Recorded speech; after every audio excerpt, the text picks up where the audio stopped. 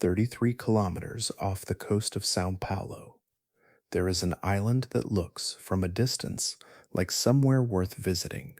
Dense green forest, rocky coastline, the kind of small, isolated place that usually draws curiosity. Nobody goes there. Not tourists, not fishermen. The Brazilian government has sealed it off entirely, allowing only vetted researchers with special permits to set foot on it. The official reason is the snakes. Snake Island holds one of the highest concentrations of venomous snakes ever recorded. Estimates suggest up to 5 golden lancehead vipers per square meter in some areas, a species found nowhere else on Earth, with venom 3 to 5 times stronger than any mainland relative, potent enough to destroy human tissue within hours. Even the lighthouse on the island that once required keepers was automated after the 1920s. Nobody replaced them. Nobody has lived there since. Danger alone does not explain the restriction. Humans have crossed scorching deserts, survived the frozen poles, and even reached the deepest parts of the ocean. We adapt, we invent, we push forward. But this place refuses to follow the same rules. No matter how much we prepare, the risk never shrinks. No matter how much protection we bring, the margin for error stays razor thin. Tonight, we step carefully into the mystery of Snake Island and why it still resists us. But before we begin, if you love these calm, immersive journeys into the strange and unknown, do me a quick favor, tap that like button and subscribe. It keeps these stories alive and brings more curious minds into the fold. And if you're up for it, drop a comment and tell me exactly where you're listening from right now and what time it is there.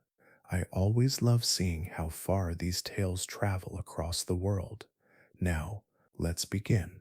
Long before the silence settled over the island, the shoreline told a different story. The water that now surrounds it once lay far beyond its edges, pulled back during an age when vast amounts of Earth's water were locked within ice. The land that stands alone today was not always alone. It was part of a continuous stretch of terrain connected to what is now the southeastern coast of Brazil, its forests blending seamlessly into a wider living network. Time moved slowly, almost imperceptibly, as the planet began to warm. Ice that had remained frozen for thousands of years started to release its hold, melting into oceans that quietly expanded. The sea did not arrive in a sudden surge. It crept forward, inch by inch, reshaping coastlines with a patience that spanned generations. Valleys filled, lowlands disappeared, and the boundary between land and water shifted with quiet persistence. As the rising water reached higher ground, it began to separate pieces of the mainland. Elevated ridges became peninsulas, and then, with just a little more change, islands.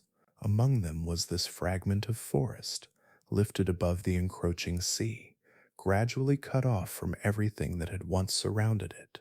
Around 11,000 years ago, the final connections disappeared beneath the surface, leaving behind a piece of land entirely encircled by water. What had once been a shared environment became something enclosed. Paths that animals once followed no longer existed. The movement of species, once fluid and constant, came to an abrupt halt. There was no bridge left to cross, no shallow passage to wade through. The distance, though not vast by human standards, was enough to prevent return. Within this newly formed boundary, life continued, but it did so in isolation. Plants still grew, animals still moved through the undergrowth, and the rhythms of day and night remained unchanged. Yet something subtle had shifted. The island was no longer part of a larger system. It had become its own contained world, separated not just by water, but by the absence of exchange. On the mainland, ecosystems remained open. Species migrated, populations adjusted, and balances were maintained through constant interaction. On the island, those processes slowed and then ceased entirely. No new animals arrived to alter the balance, none left to relieve it. Every living thing present became part of a closed loop, where changes could no longer be diluted or corrected by outside influence. This separation did not announce itself with any visible marker. There was no moment when the forest seemed aware of its new condition. The trees did not change their shape, and the soil did not shift beneath them. Yet over time, the effects of isolation began to deepen, shaping the direction of life in ways that would only become clear much later. Without migration, every birth and every loss carried more weight. The system could not rely on replenishment from beyond its shores. Each generation was built entirely from what remained within the island's boundaries. The genetic threads that wove through its inhabitants began to follow their own path, guided only by the conditions present in this enclosed space. What had once been a small part of a vast and interconnected world became a self-contained environment governed by its own internal dynamics. The ocean, calm and unbroken around it, ensured that this separation would endure, and within that quiet boundary, a closed system began to take shape, one that would continue to evolve without interruption, untouched by the outside world. Balance rarely disappears all at once. It thins quietly, like a thread worn down over time, until the structure it once held together begins to loosen in subtle, almost invisible ways. On this island, that unraveling began, not with a sudden change, but with the absence of forces that had once shaped every movement of life. In environments that remain open, species exist within a shifting web of pressures. Predators limit numbers, competitors share resources, and each presence influences another in a continuous exchange. These relationships create a kind of quiet regulation, a dynamic equilibrium that adjusts as conditions change. Here, that exchange was interrupted. The lines that once connected this place to a broader system had already faded, and with them, many of the interactions that maintained balance. Without natural predators to apply pressure, certain species no longer needed to divide their attention between survival and avoidance. Energy that would have been spent escaping or hiding could instead be directed toward feeding, growth, and reproduction. Over generations, this shift began to favor those most efficient at occupying available space. Among them, one species gradually moved into a position of quiet dominance. At the same time, the absence of large animals removed another layer of competition. There were no heavy bodies to disturb the ground, no larger forms to claim territory or consume shared resources at scale. The landscape, though unchanged in its physical shape, became increasingly open to those capable of navigating it with precision.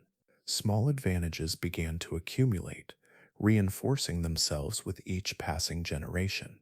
This process did not create sudden abundance, but rather a steady amplification. Each cycle of reproduction added to a growing presence, and without strong limiting forces, that presence continued to expand. The system did not correct itself in the way open ecosystems often do.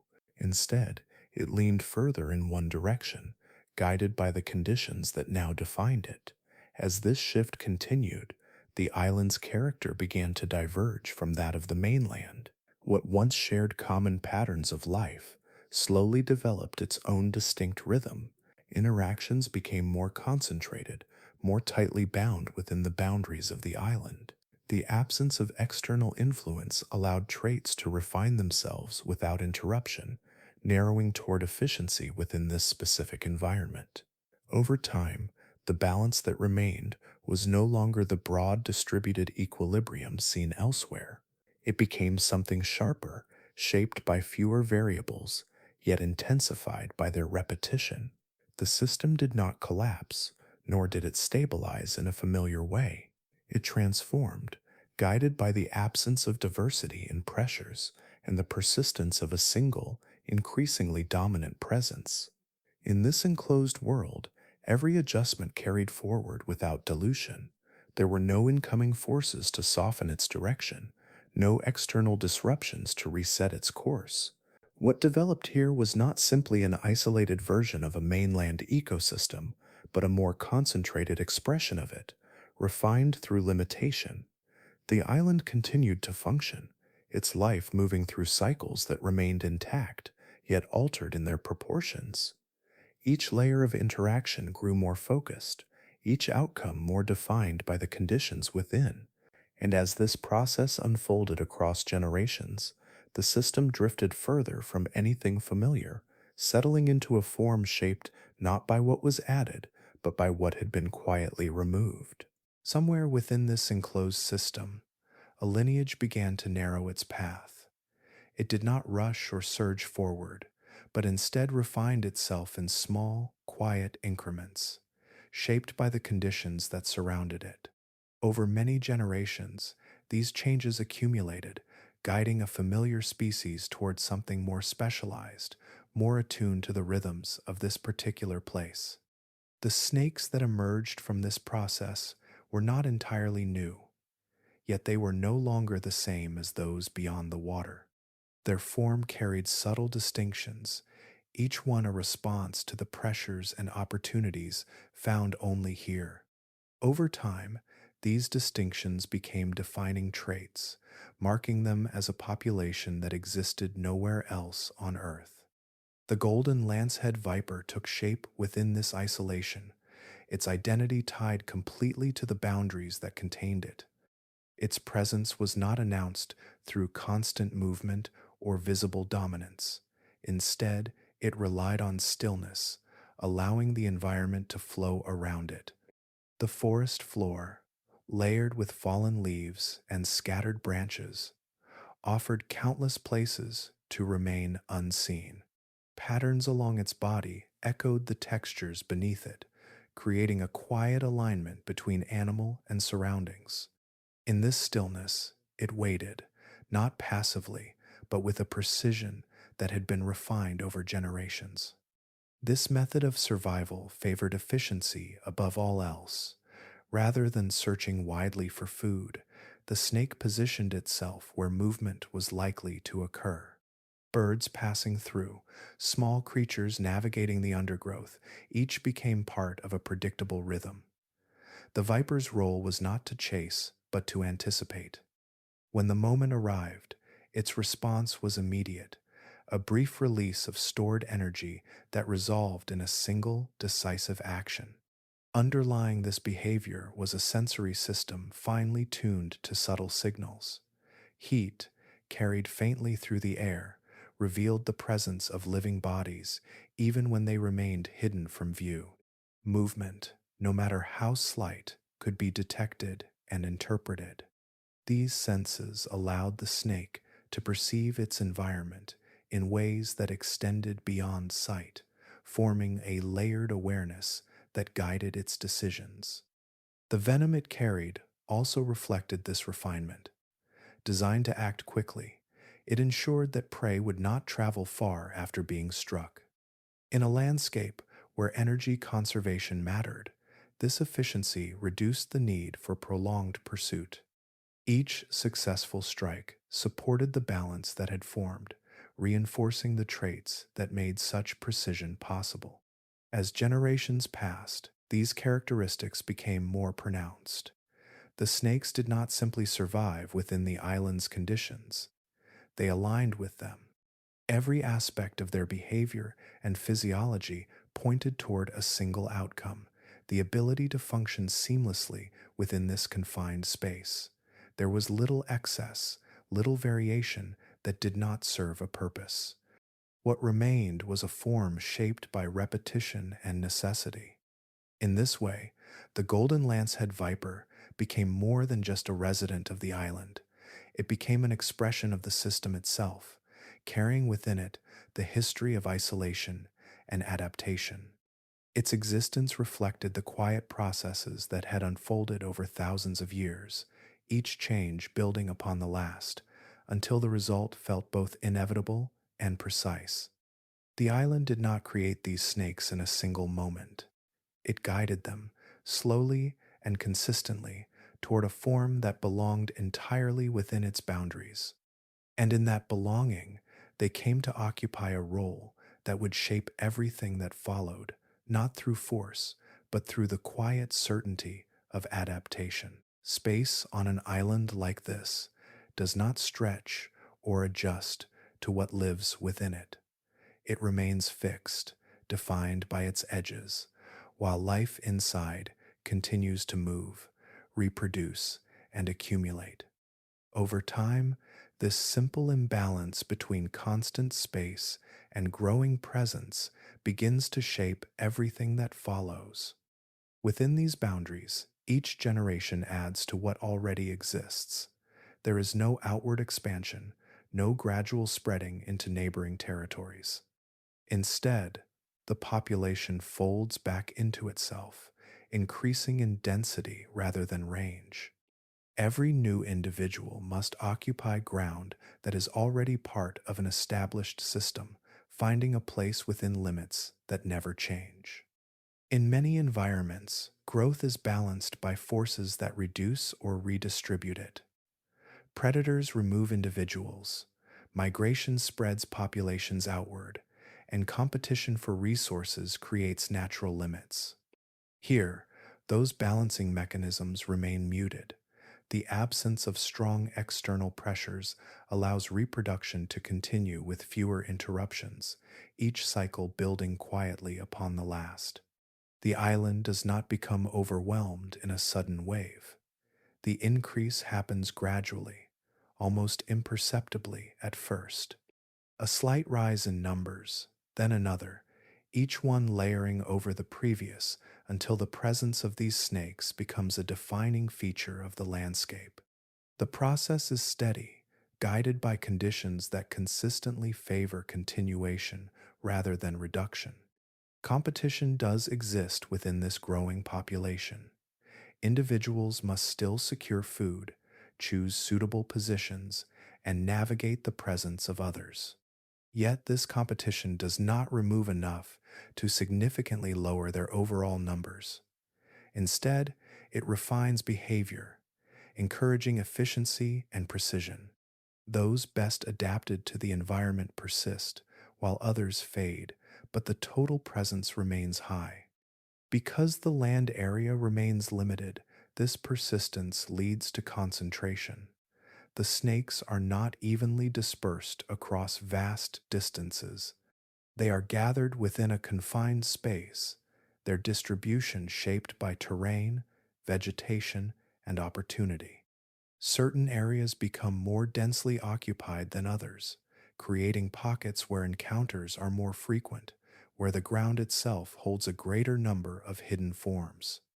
Over many generations, this concentration becomes stable.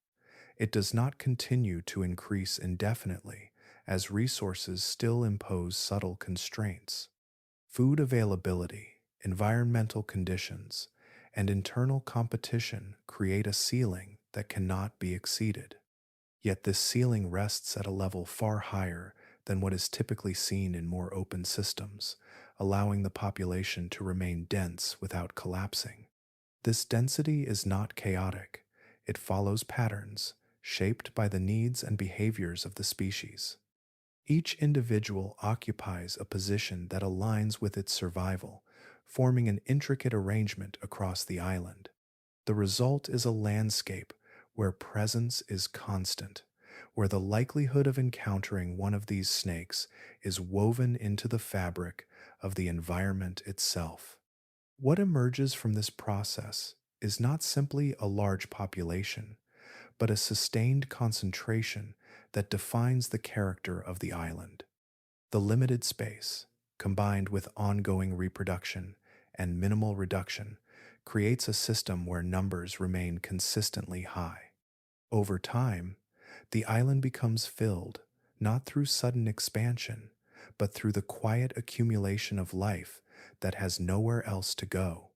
In this enclosed setting, growth does not lead outward. It settles inward, layering generation upon generation until the presence of these snakes becomes an enduring constant, shaped by the boundaries that contain them and the conditions that allow them to remain. At a certain point, the idea of solid ground begins to change. It is no longer something that can be trusted simply because it is beneath you. The surface remains unchanged in form, soil, stone, and scattered vegetation. Yet what occupies that surface alters how it can be approached. The difference is not visible in broad strokes, but in the small, quiet details that resist easy recognition. Across the island, usable terrain does not lie empty. It is shared, layered with life that settles into nearly every available space. Open patches are rare and fleeting, shaped by chance rather than permanence. What appears clear in one moment may not remain so in the next, as subtle shifts redistribute presence across the landscape. The ground becomes less a stable foundation and more a field of uncertainty. Part of this uncertainty comes from how closely the snakes align with their surroundings. Their coloration mirrors the tones of dried leaves and shaded earth, their patterns breaking up their outline into fragments that blend with the textures around them. Along branches or resting among stones, they dissolve into the background, not through movement, but through stillness. The eye searches for contrast, for edges that separate one form from another, yet here those edges soften and disappear. Stillness itself becomes a defining trait. Many remain motionless for extended periods, conserving energy while waiting for subtle signals carried through the environment. In this state, they do not draw attention. There is no sound to mark their presence, no movement to guide awareness toward them. They exist within the scene without disturbing it, their position revealed only when something passes close enough to prompt a response. Because of this, visual confirmation becomes unreliable. A surface that appears clear may hold what cannot be easily seen. The usual cues that guide safe movement, open space, visible obstacles, defined paths, begin to lose their clarity. The ground offers no clear indication of where it is free or occupied. Each step requires interpretation, yet the information available to interpret remains incomplete. As this condition spreads across the island, the act of placing weight on the ground takes on a different meaning. It is no longer a simple extension of movement, but a decision made without full certainty. The terrain does not shift beneath the foot, yet the awareness of what might be present within it alters the experience. Stability becomes less about physical balance and more about navigating an environment where visibility does not guarantee safety. This does not create chaos within the system itself. The snakes remain part of a pattern, each occupying positions that support their survival. Their distribution follows the logic of the environment, shaped by resources and opportunity. What changes is not the system, but how it is perceived from outside it. The ground remains consistent in its structure, yet unpredictable in its occupancy. Over time, this quiet unpredictability defines the landscape. The surface no longer offers reassurance through appearance alone. It becomes something that must be approached with awareness that extends beyond sight, an understanding that what is present may not reveal itself until contact is already made. In this way, the island transforms the simplest interaction with its terrain.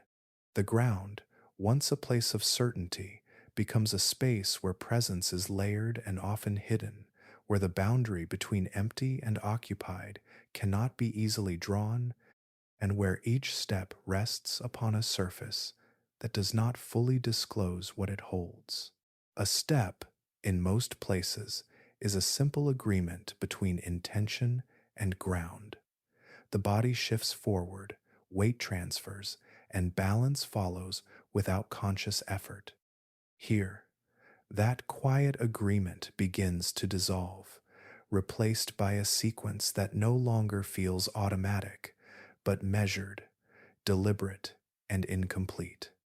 Each movement forward requires a point of contact that cannot be fully verified. The foot lowers into a space that may appear undisturbed, yet appearance offers only partial information.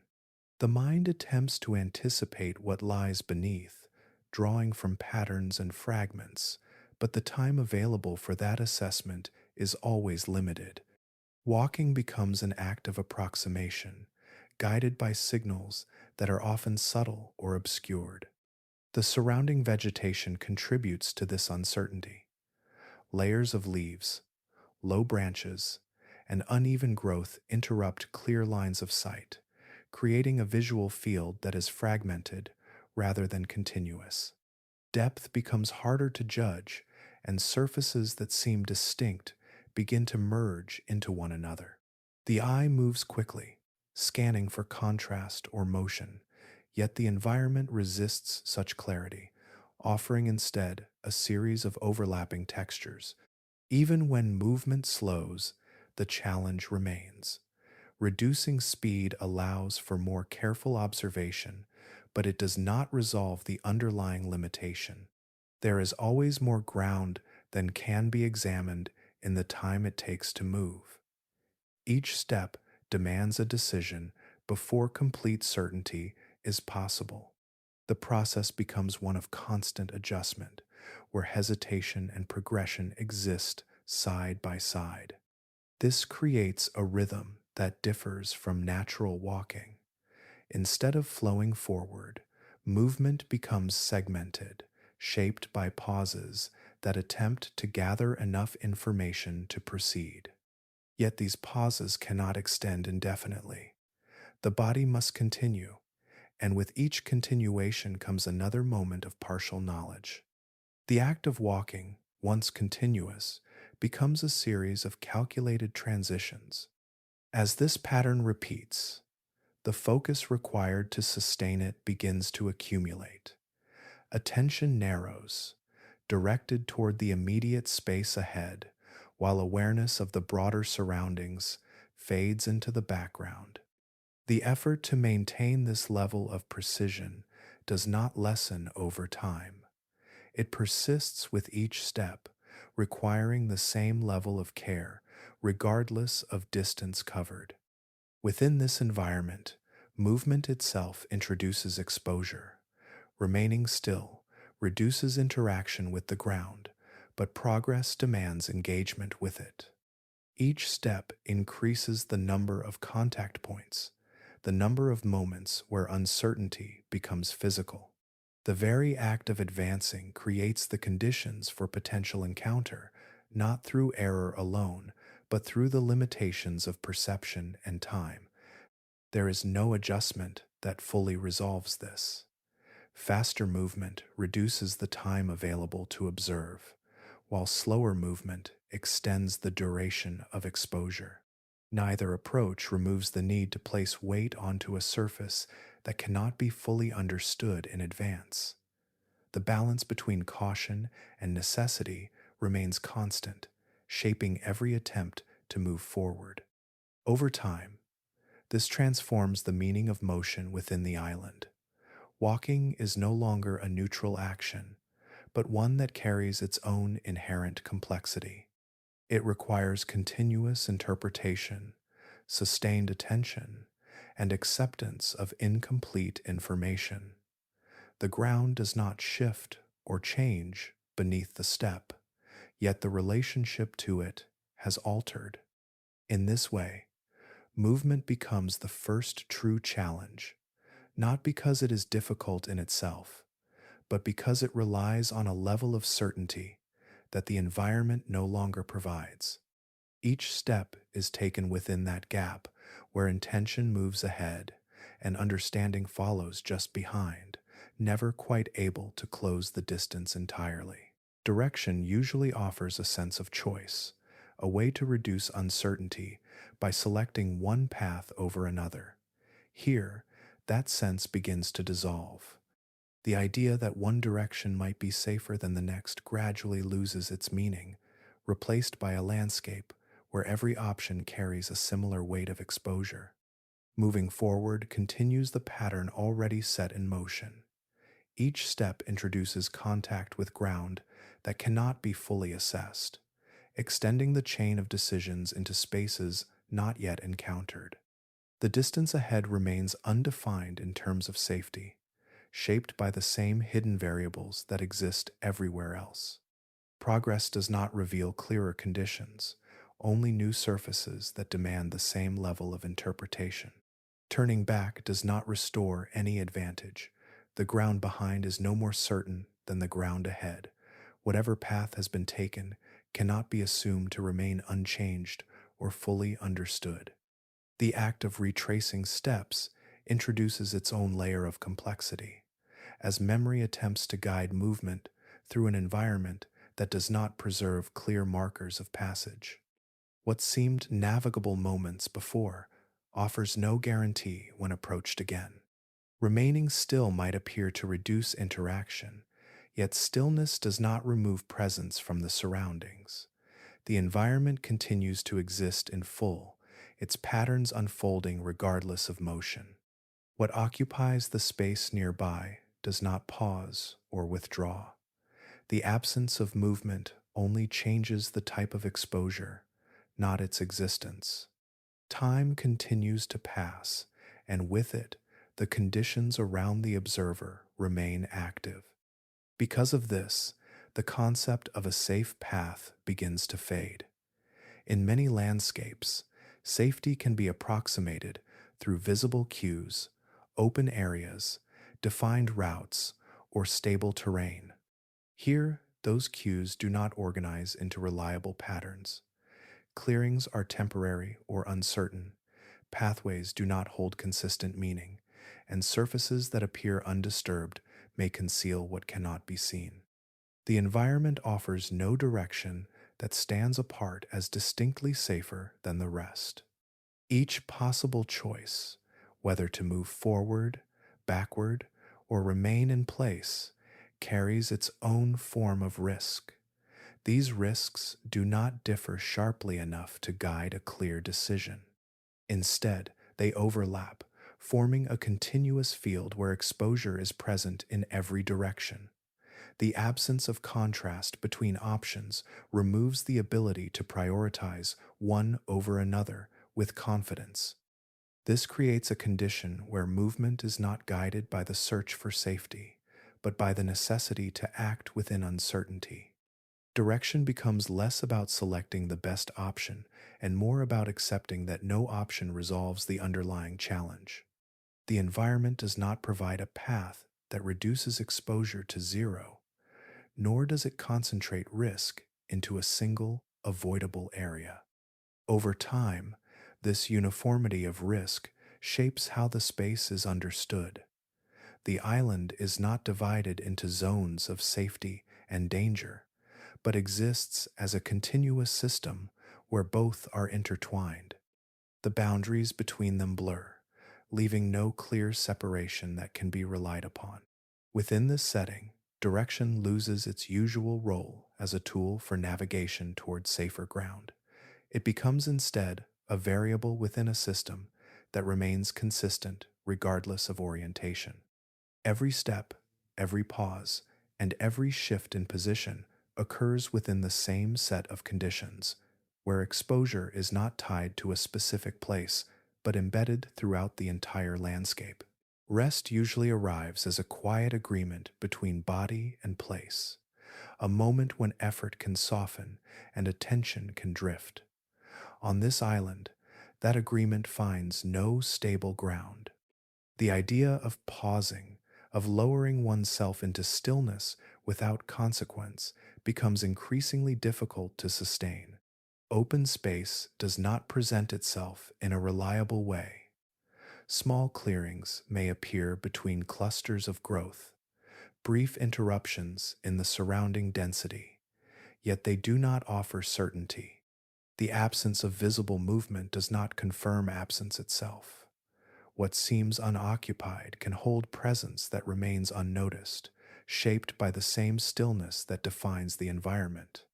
The eye searches for reassurance, but finds only partial answers. Lowering the body into a seated position changes the relationship with the surroundings. The shift brings more of the body into proximity with the ground, increasing contact with surfaces that cannot be fully interpreted. Hands, legs, and the space around them all become part of a wider field of interaction. What was once a narrow point of contact expands, introducing new areas of exposure that cannot be easily monitored at once. Lying down extends this further. The body spreads across the surface, reducing the distance between oneself and what may be present beneath or beside. Vision narrows, limited by the angle of the head and the surrounding terrain. Awareness, once directed outward, becomes constrained, making it more difficult to track subtle changes in the immediate environment. The act of resting, which usually reduces effort, now increases reliance on conditions that remain uncertain. Seeking elevation does not resolve this. Branches and trunks offer the appearance of separation from the ground, yet they are part of the same system. These structures provide pathways and resting points not only for those who climb them, but for the life that already inhabits them. The distinction between ground and tree does not create a boundary free of presence. It simply shifts the location of interaction without removing it. As a result, there is no clear place that functions as a point of recovery. In many environments, rest allows the body to reset, to regain focus and strength before continuing. Here, that pause does not provide the same effect. Attention cannot fully relax as the surroundings require ongoing awareness. The mind remains engaged, scanning, interpreting, maintaining a level of vigilance that does not diminish with stillness. Over time, the absence of a true resting point begins to shape the experience of being within the island. Effort accumulates without a moment of full release. Each attempt to pause becomes another form of engagement, requiring its own considerations and adjustments. The boundary between action and rest softens until both carry similar demands. This does not disrupt the system itself. The island continues to function within its own patterns, each element occupying its place.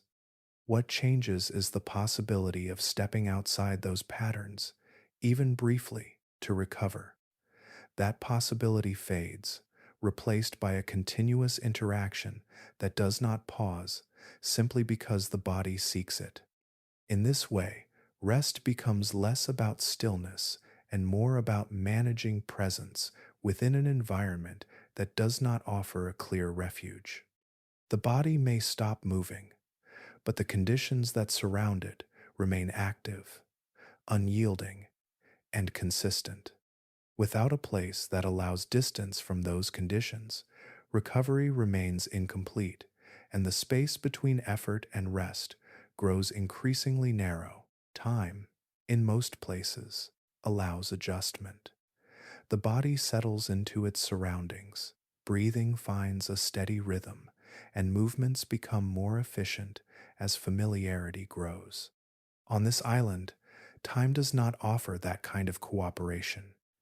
It moves forward without easing the demands placed on those within it, quietly shifting conditions in a way that gradually reduces precision.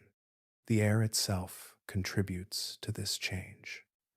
Warmth gathers and lingers, held close by dense layers of vegetation that limit circulation. Moisture remains suspended, creating a constant presence that the body must work against. Cooling becomes less effective, and the effort required to maintain balance within this climate begins to rise. Each movement draws a little more energy than expected. Each pause retains more heat than it releases. As minutes pass, This accumulation becomes noticeable. Muscles that once responded with ease begin to carry a slight heaviness, subtle at first, then more persistent. The rhythm of breathing adjusts, not dramatically, but enough to signal that the environment is shaping the body's responses. Energy is no longer spent only on movement or awareness, but also on maintaining internal stability within conditions that do not relax. Alongside this physical shift, attention begins to narrow in a different way. At the start, focus can be directed carefully, moving from one point of awareness to the next with clarity. Over time, that clarity softens. The mind continues to observe, but the effort required to sustain that observation increases. Small details that once stood out distinctly begin to blend into the background, requiring more effort to separate and interpret. This gradual decline does not happen in a single moment. It unfolds quietly, almost unnoticed, until the difference becomes apparent through small changes in response. Movements that were once precise may carry slight hesitation or minor deviation. Decisions take a fraction longer, and that fraction begins to matter in an environment where timing shapes outcomes. The longer one remains within these conditions, the more these effects compound. Fatigue does not simply add itself in equal increments, it layers, interacting with heat, with concentration, and with the continuous need for careful movement. Each element reinforces the others, creating a system where maintaining the same level of performance becomes increasingly difficult. Within this process, the likelihood of error begins to rise, not through carelessness, but through the natural limits of sustained attention and physical endurance. The body and mind continue to function, yet they do so with slightly reduced precision.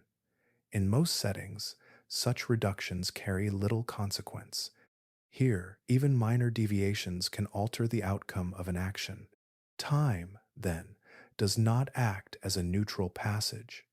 It becomes an active factor within the environment, shaping the conditions under which every movement and decision occurs. Remaining longer does not bring familiarity that simplifies interaction.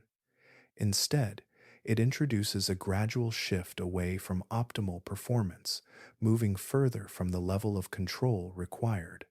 This change remains steady and consistent. There is no sudden collapse, no clear boundary where capability ends. Rather, there is a slow drift where each passing moment subtly increases the distance between intention and execution.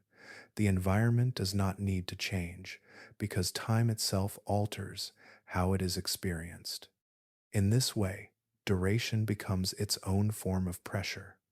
The longer one stays, the more the balance shifts, not outwardly, but within the body and mind. And within that shift, the margin for precision grows thinner, shaped not by a single event, but by the quiet, continuous passage of time. There is a moment, brief and almost invisible, when stillness gives way to action. It lasts less than a heartbeat, a precise release shaped by timing rather than force. Within that instant, the outcome is already set in motion, guided by a biological design that does not depend on repetition. The venom carried within these snakes is not simply a defensive tool, but an extension of their entire way of existing. It is tuned to function quickly, aligning with a method that favors minimal movement and immediate resolution. When delivered, it begins to act without delay, interacting with the body of its target in ways that disrupt essential processes. Circulation, tissue, integrity, and internal balance are all affected in rapid succession, each change reinforcing the next. This efficiency serves a clear purpose within the system. Prey that might otherwise escape after a brief encounter is instead limited almost immediately. Movement becomes difficult, Coordination begins to fail, and the distance between strike and outcome shortens significantly. In an environment where energy must be conserved and opportunities are not guaranteed, this rapid effect ensures that each successful interaction remains effective. The composition of the venom reflects this need for precision. It is not generalized or broad in its impact, but specialized, shaped over generations to interact with specific biological structures. Proteins within it begin to break down tissue at the site of contact, while other components move through the bloodstream, altering the function of critical systems. These processes unfold together, not sequentially, creating a combined effect that progresses quickly once initiated. Because of this, the margin for delay becomes extremely narrow. In many natural encounters, there exists a window of time in which recovery or escape remains possible. Here, that window is reduced to something far smaller, defined by the speed at which the venom acts rather than by the response of the one affected. The interaction does not rely on prolonged engagement and therefore does not allow for gradual correction. This characteristic shapes how the system functions as a whole. The snakes do not need to pursue or repeatedly strike. A single, well-timed action is sufficient, supported by the effectiveness of what is delivered. The process that follows requires no additional input, unfolding according to the properties already set in motion. For anything encountering this mechanism, the experience is defined by immediacy. There is little separation between the moment of contact and the onset of effect. The body begins to respond almost at once, not through external force, but through internal changes that alter its ability to function normally. These changes are not abrupt in appearance, but they progress steadily, guided by the chemistry that has been introduced. Within the island's broader system, this efficiency contributes to a balance that does not rely on excess. Each action is purposeful, each outcome aligned with the conditions that have shaped it. The venom does not need to be used often, only effectively. Its potency ensures that when it is used, it fulfills its role with minimal uncertainty. In this way, the presence of venom becomes more than a feature of the species. It becomes a defining element of how interactions unfold within this environment, removing the need for prolonged effort and reducing the space between cause and effect. What begins in a single instant continues forward with quiet certainty, leaving little room for anything to interrupt its course once it has begun. Protection often begins with the assumption that risk can be reduced through layers, that adding barriers between the body and its surroundings will create a margin of safety wide enough to rely on. On this island, that assumption meets conditions that reshape its effectiveness, not by failing completely, but by revealing its limits in quiet, persistent ways. Boots, thick and reinforced, provide a degree of separation from the ground. They alter how contact is made, adding resistance against what lies beneath each step. Yet this resistance is partial. It reduces the likelihood of direct penetration, but it does not remove the possibility entirely. More importantly, it does not change the need to step onto uncertain surfaces. The act of movement remains, and with it, the same reliance on incomplete information. Beyond the feet, the rest of the body remains exposed in ways that cannot be fully addressed by simple additions. Clothing can cover skin, but flexibility and mobility place limits on how much can be layered. Hands, arms, and other areas that assist in balance and movement must remain responsive, and that responsiveness often requires a degree of openness. Even with protective materials, gaps persist, shaped by the need for function. As more equipment is added, another shift begins to take place. Weight increases, subtle at first, then more noticeable as it accumulates. Movement becomes slightly slower, requiring more effort to achieve the same range. The body compensates, adjusting posture and rhythm, but this adjustment carries its own cost.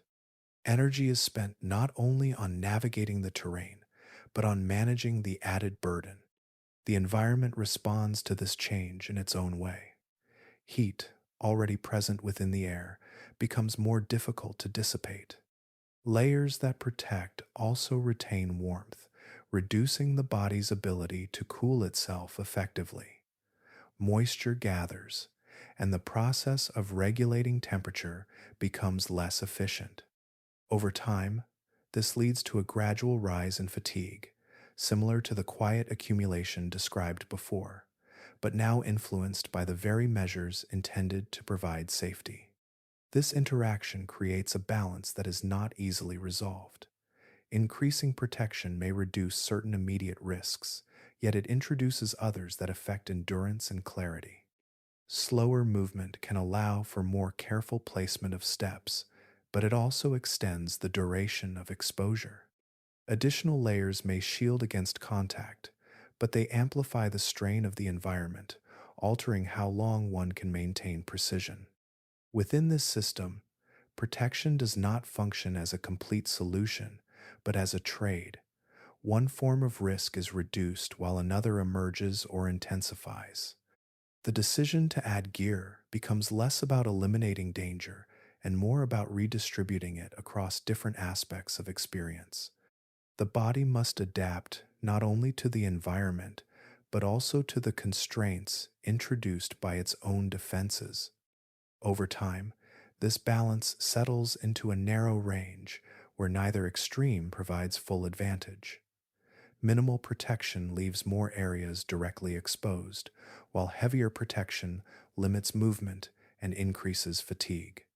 Between these points lies a shifting compromise, one that must be constantly managed rather than relied upon. In this way, protective gear becomes part of the system rather than a barrier against it. It interacts with the same conditions, influenced by heat, movement, and time. It offers benefits, yet it cannot remove the underlying challenges that define the environment. Instead, it reshapes them, ensuring that no single approach fully resolves the risks present, but only transforms how they are experienced. Speed, in this setting, is not measured in distance traveled, but in the brief interval between perception and action. It exists within fractions of a second, where movement begins and concludes before it can be fully registered. In that narrow space, the difference between response and outcome becomes difficult to reconcile. The strike itself is a compact motion, shaped by stored energy and precise timing. Muscles release in a coordinated sequence, driving the head forward with a directness that leaves little excess. It does not unfold gradually, but emerges all at once, a swift extension that reaches its target almost as soon as it begins. The motion is not meant to be seen in detail, only completed. Detection often lags behind this action. The conditions that obscure clear visibility do not allow every presence to be identified in advance. A form that remains still blends into its surroundings until movement begins, and by the time that movement is noticed, the sequence is already nearing completion. The mind attempts to interpret what has entered its awareness, but interpretation requires time that is no longer available. Human reflexes operate within their own limits. Signals must travel from perception to recognition, then onward to the muscles that produce a response. Even when this process functions efficiently, it follows a chain that cannot be shortened beyond certain biological thresholds. In most environments, this timing is sufficient. Here, it is often outpaced by the speed of the interaction itself. The difference between these two processes creates a gap. Within that gap, the strike occupies a position that is difficult to intercept. The body may begin to react, a shift in posture, a withdrawal, a movement away, yet these responses often occur after the critical moment has already passed. The sequence does not allow for repeated attempts or gradual correction. It resolves in a single motion that leaves little room for adjustment. Visibility plays a quiet but significant role in widening this gap. When the environment limits how clearly movement can be anticipated, the starting point of awareness is delayed. Reaction depends not only on speed, but on how early a signal can be detected. In a setting where detection itself is uncertain, the available window for response becomes even smaller. This does not imply that reaction is impossible, but that it cannot be relied upon consistently. There are moments when distance, angle, or timing align in a way that allows movement to occur before contact. Yet these moments are not predictable, nor can they be recreated with precision. The variability of conditions means that each encounter exists within its own set of constraints. Over time, this imbalance between reaction and action defines the interaction. The body remains capable of responding, yet the circumstances in which that response is effective are limited. The system favors the speed of the strike, supported by the same adaptations that shape every other aspect of its behavior. Within this framework, the idea of avoiding contact through reflex alone becomes uncertain. The environment does not provide the clarity needed to prepare in advance, and the speed of the motion reduces the opportunity to respond in time. What remains is a narrow margin shaped by factors that shift from moment to moment, where the difference between awareness and action is measured in intervals too brief to fully control. In this way, speed becomes not just a characteristic of movement, but a defining element of how interactions unfold, where the timing of one process consistently challenges the limits of another. The moment after contact does not arrive with a clear boundary. It begins quietly, almost indistinguishable from the instant before, then unfolds in a sequence guided by processes already set in motion. What has been delivered enters the body and begins to move, carried through pathways that do not resist its presence. At the site of contact, the first changes are often localized. Sensation shifts, sometimes subtle at first, then building as the surrounding tissue responds. Swelling begins to form, a visible sign of internal activity, as fluids gather and cells react to what has been introduced. The structure of the tissue itself starts to change, influenced by compounds that disrupt its stability. This is not a single reaction, but a layered one, where multiple effects emerge together. Pain may develop alongside these changes, not as an isolated event, but as part of the body's response to disruption. Signals travel through nerves, registering alterations in pressure and integrity. The sensation can intensify as the processes continue, reflecting the progression of activity beneath the surface. Each moment carries a slight increase, shaped by the ongoing interaction between venom and tissue. Beyond the immediate area, the effects can extend inward. Components of the venom enter circulation, moving through the bloodstream and interacting with systems that regulate essential functions. Blood itself may begin to behave differently, its normal patterns altered by compounds that affect clotting and flow. Organs that depend on stable conditions respond to these shifts, adjusting in ways that reflect the changing internal environment. This progression does not occur in isolation from the body's attempts to respond. Defensive mechanisms activate, working to contain and manage the disruption. Yet the speed and complexity of the venom's action place limits on how effectively these responses can counter it. The interaction becomes a balance between opposing processes, each influencing the outcome as time passes. As these changes continue, the need for intervention becomes clear. The body alone may not be able to restore equilibrium once the processes have advanced beyond a certain point. Treatment must be introduced to alter the course, to neutralize or mitigate the effects that are unfolding. The timing of this intervention plays a significant role, as earlier response allows for greater control over the progression. The challenge lies not only in the nature of the venom, but in how quickly it begins to act. There is little delay between introduction and effect, leaving a narrow window in which conditions remain closer to their original state. As time extends, the processes deepen, influencing more systems and creating a more complex situation to address. Within the broader environment, this sequence aligns with the efficiency seen in earlier interactions. The venom does not rely on prolonged engagement to achieve its effect. It initiates a chain of changes that continue without further input, moving steadily forward once begun. The body becomes the site where these changes unfold, each moment building upon the last. In this way, what happens after a bite is defined by progression. It begins at a single point, then expands, carried by systems that connect one part of the body to another. The outcome depends on how this progression is met, whether it continues uninterrupted or is altered through timely intervention.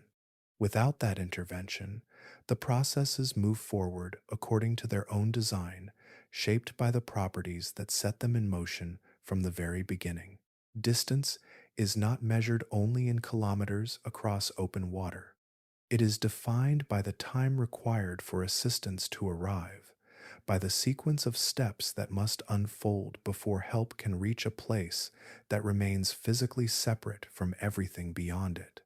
The island exists within sight of the mainland, yet that visibility does not translate into immediacy. There are no facilities within its boundaries that can respond to medical emergencies. No equipment waits in readiness.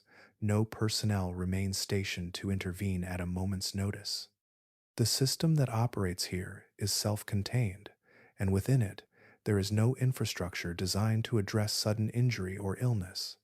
Any need for treatment must extend outward, beyond the island itself. To move from this isolated setting to a place where care is available requires transportation. That transport does not exist in a constant, ready state at every moment. It must be arranged, coordinated, and brought into position.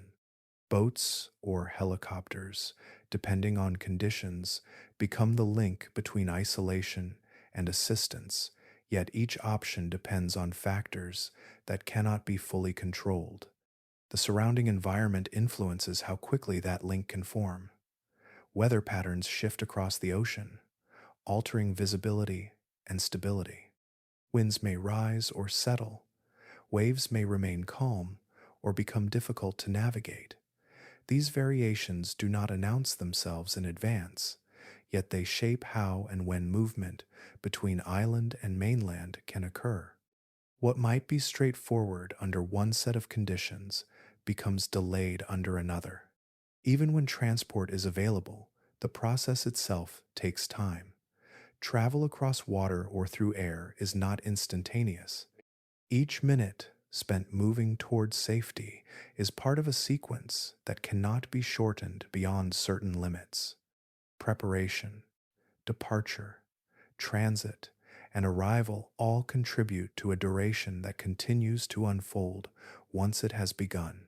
Within that duration, the earlier processes set in motion after a bite continue to develop. The body does not pause while waiting for assistance. The progression described before carries on, influenced by the same factors that define it, regardless of distance from help. The timing of intervention becomes closely tied to the time required to bridge that distance. Delays, even small ones, begin to matter in ways that are not immediately visible. A short extension in preparation, a brief change in weather, or a slight complication in coordination can add minutes that accumulate. These additions do not seem significant in isolation, yet within the broader sequence, they contribute to the total time before treatment can begin. The island separation ensures that assistance is always a step removed. It cannot be accessed directly or instantly. It must be brought in from elsewhere, crossing the boundary that defines the island as distinct from its surroundings. This boundary, created long ago through geological change, now shapes how quickly support can arrive in moments when it is needed most.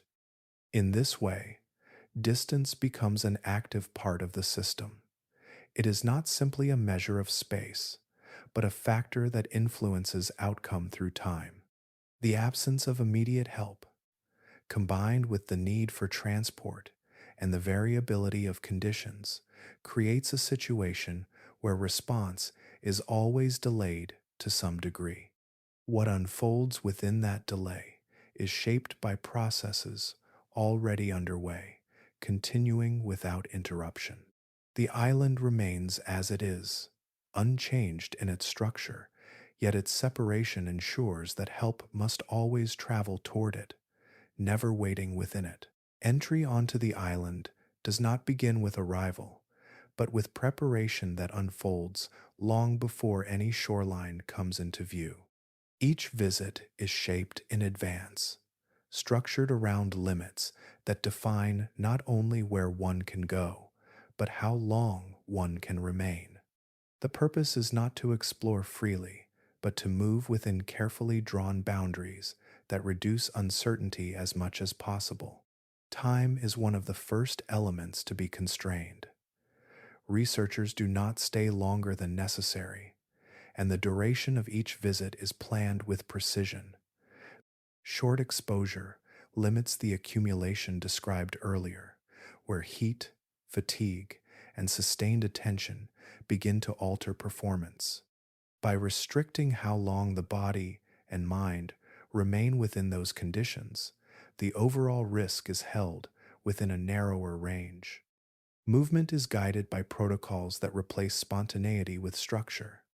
Paths are selected in advance, often based on prior observation and familiarity with the terrain. Each step is not left to immediate decision, but follows a sequence that has already been considered. This reduces the number of unknowns encountered during the visit, allowing attention to remain focused on specific tasks rather than constant reevaluation of surroundings. Within these protocols, positioning becomes deliberate. Researchers maintain awareness not only of the ground beneath them, but of the space around and above. Tools may be used to interact with the environment at a slight distance, extending reach without increasing direct contact. Every action is measured, each movement carried out with an understanding of how it fits within the broader plan. Protective planning extends beyond physical equipment.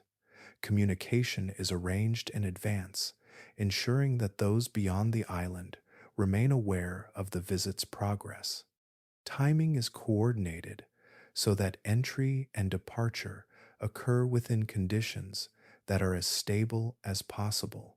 Weather, visibility, and access are all considered before any movement begins, shaping the window in which the visit takes place. This preparation does not remove risk, but it redistributes it into manageable forms. By limiting duration, controlling movement, and aligning conditions as carefully as possible, the likelihood of unexpected outcomes is reduced. The system remains unchanged, yet the way it is engaged becomes more structured, allowing interaction to occur within defined parameters. Unnecessary actions are avoided entirely. There is no wandering beyond planned routes, no extension of time without clear purpose. Each decision is weighed against the conditions already known, and if it does not contribute directly to the objective, it is set aside. This restraint becomes part of the approach, ensuring that the visit remains focused and contained. Within this framework, the island is not approached as a place to be fully explored, but as a system to be observed briefly and carefully. The goal is not to overcome its challenges, but to work within them, acknowledging their persistence rather than attempting to remove them. Every measure taken reflects this understanding, shaping a method that respects the limits imposed by the environment. As the visit concludes, departure follows the same structure as arrival, timed and coordinated to maintain consistency. The boundary of the island remains intact, and those who leave carry with them the knowledge that their time within it was defined not by freedom of movement, but by the careful balance between presence and restraint. Light persists on the island, though no one remains to tend it. It rises at the edge of the landscape, a fixed structure shaped by an earlier intention to maintain constant human presence. Once, that presence required continuity, a rhythm of daily attention that linked the island to distant routes across the sea. Over time, that requirement changed, and with it, the role of those who once lived beside the light. The lighthouse now operates without a resident keeper. Its function continues through automation, guided by systems that maintain its signal without the need for ongoing human intervention. What once depended on routine and observation has been transferred into mechanisms that perform the same task with steady consistency. The light remains, yet the life that once surrounded it has quietly withdrawn. This shift reflects more than a technological adjustment. It marks a change in how the island is approached, where permanence is replaced by absence and presence becomes temporary rather than continuous. The decision to automate does not arise from convenience alone, but from an understanding of the conditions that define the environment. Remaining here, day after day, would require enduring the same challenges that shape every other interaction within the island's boundaries. Without the need for constant habitation, human contact becomes occasional. Maintenance visits are carried out only when necessary, each one planned with the same care that defines all other entries. These visits are brief, focused, and structured to accomplish specific tasks without extending exposure beyond what is required. The rhythm of presence shifts from continuous occupation to measured return. During these moments, safety measures guide every action. The structure itself provides a degree of separation, elevating activity above the ground, yet the surrounding environment remains unchanged. Entry and exit are coordinated carefully, ensuring that time spent outside the immediate safety of the building is minimized. Movement follows established procedures, each step aligned with the need to reduce uncertainty. Even within the lighthouse, the sense of isolation remains. It stands as a singular point within a broader system that does not accommodate long-term human presence. The walls provide shelter, yet beyond them, the same conditions persist, unchanged by the existence of the structure. The light extends outward across the water, but it does not alter the environment in which it stands. Over time, the lighthouse becomes less a place of habitation and more a marker of human intention. It represents the ability to maintain function without requiring constant presence, a way of interacting with the island that respects its limits. The automation that sustains it allows the island to remain largely undisturbed, reducing the need for repeated entry. This arrangement creates a quiet balance. The light continues its purpose, guiding vessels that pass beyond the island, while the island itself remains largely untouched by ongoing human activity. Maintenance visits ensure continuity, yet they do not transform the nature of the place. Each visit begins and ends within defined boundaries, leaving the system intact. In this way, the lighthouse stands as a reminder of what has changed. It marks a transition from occupation to observation, from continuous presence to careful approach. The structure endures, its function preserved, while the island remains as it is, a place where human presence exists only in brief, measured intervals, shaped by the same conditions that have always defined it. Accounts of this island have traveled far beyond its shoreline, carried through retellings that shift gently with each passing voice. Over time, these stories gather detail, some grounded in fragments of truth, others shaped by imagination seeking to fill the quiet spaces left behind.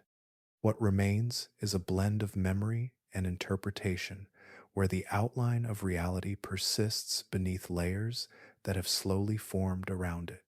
There are mentions of people who once stayed here, caretakers connected to the lighthouse, figures whose presence belonged to an earlier arrangement between humans and this isolated place.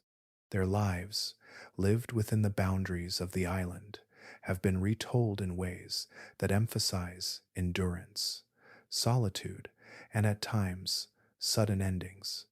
Each version carries its own tone, influenced by distance and perspective, gradually moving further from the original experience. As these stories spread, certain elements become amplified.